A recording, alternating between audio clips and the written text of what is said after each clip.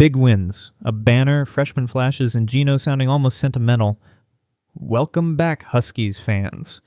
This week, UConn didn't just open the season, they made a statement. Stick around, we'll break down the 2 marquee wins, spotlight the breakout performances, parse the injury updates, and map out the biggest games on the horizon. Let's jump in.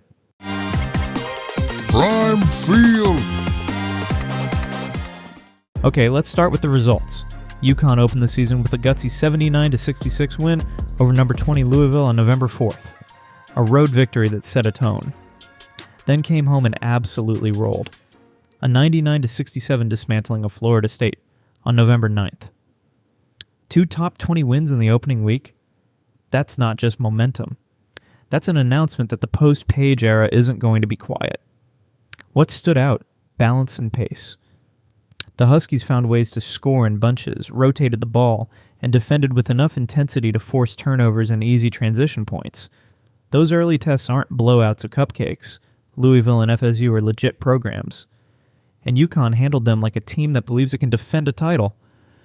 All right, from team results to individual recognition, someone already grabbed the conference's attention.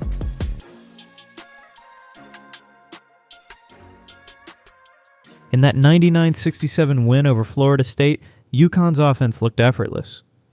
And a lot of that came from the gravity created by Ozzie Fudd and Sarah Strong.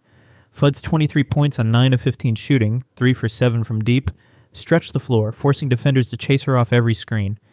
Meanwhile, Strong's 21 points, 9 boards, and 4 assists on 7 of 10 shooting made her a constant post-passing threat.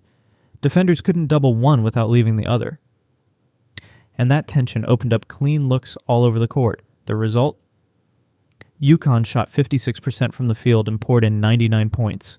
Fudd's range and Strong's inside vision didn't just produce buckets, they bent Florida State's defense until it broke.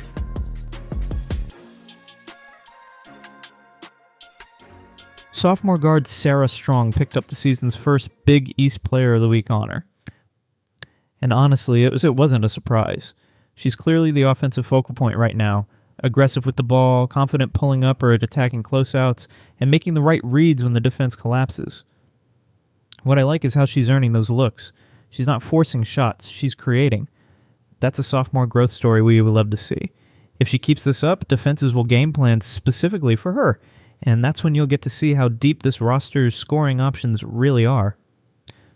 Speaking of defensive intensity, there was one transfer who made herself felt in a big, noisy way.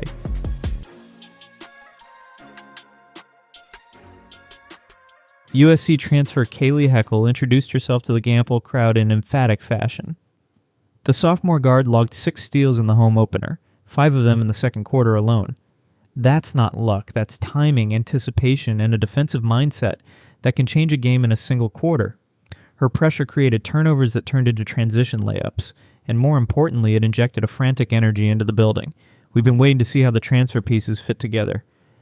Heckel's intensity gives this UConn backcourt a physical edge and creates easier looks for the offense. From one big moment to another, the program paused for a championship celebration before tip-off.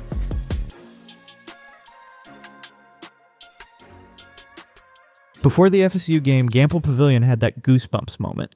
The unveiling of the 2025 National Championship banner. A sold-out crowd, confetti in the rafters, and a program celebrating its 12th title. It's the kind of pregame ceremony that both honors the past and raises the stakes for the present. There's a real shift here.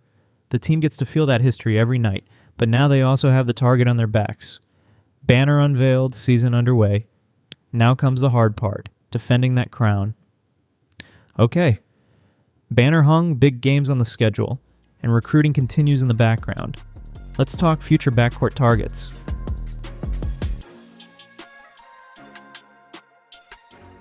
UConn was named one of the final 5 for Halen Ayers, the consensus top shooting guard, and the number 5 overall prospect in 2027. Translation, the pipeline isn't taking a break. Landing Ayers would be a home run for the backcourt down the line. She's the kind of player who can step into pressure games and change the matchup calculus. This is long-term but crucial. Assembling talent while you're defending a title is how dynasties extend themselves. Keep an eye on this one. If UConn closes, the future guard rotation becomes ridiculously deep. Now, real talk. The depth is needed because injuries are already cropping up. Let's run the injury report.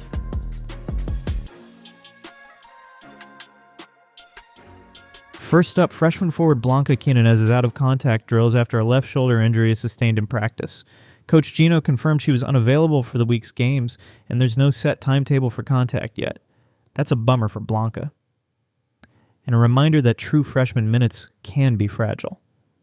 Next, Morgan Shelley, the sophomore guard who had ankle surgery in February, is still working her way back. Geno says she's getting close, doing workouts, but still no official return date.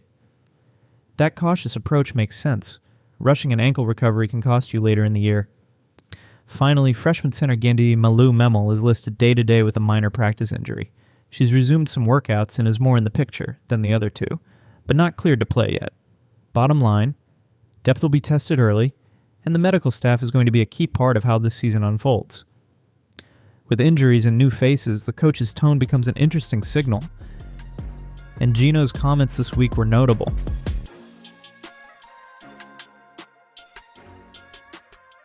Coach Gino Auriemma, famously tough, cutting, and exacting, had what some called an out-of-character tone after the Louisville win. He was unusually positive about the team's poise and performance. Now, that's not to say he's gone soft. It's more noteworthy because it signals confidence. When Geno sounds encouraged, it usually means he's seeing something he thinks can sustain winning in January and beyond. For fans, that kind of endorsement is huge. It's both validation for the returning players and a clear message to opponents. UConn believes in this roster. And if you thought big matchups were done for the future, think again. There's more rivalry coming.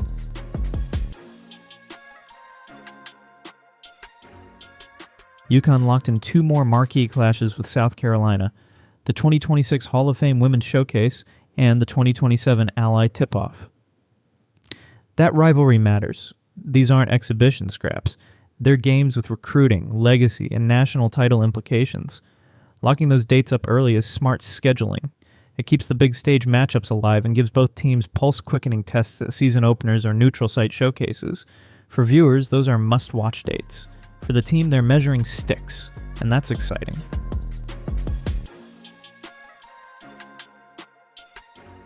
Quick recap. UConn opened 2-0 with statement wins. Sarah Strong took home the conference's first weekly honor. Kayleigh Heckel announced herself on defense. The 2025 banner went up. Recruiting for 2027 remains hot, and the injury list is a reminder that depth will matter. Plus, Geno's praise and 2 guaranteed South Carolina showdowns mean there's plenty to be excited about. What to watch next week? Can Morgan Shelley ramp back into practice without setbacks? Will Blanca return to contact drills? And can Heckel keep bringing that disruptive edge night after night? What was your top story of the week of the banner, Strong's Award, Heckel's steals, or the South Carolina rematches? Drop it in the comments below. I read them all. If you enjoyed this breakdown, hit like, subscribe, and ring that bell so you don't miss the next recap. Thanks for watching. I'll see you next week with more Huskies highlights and analysis. Prime Field.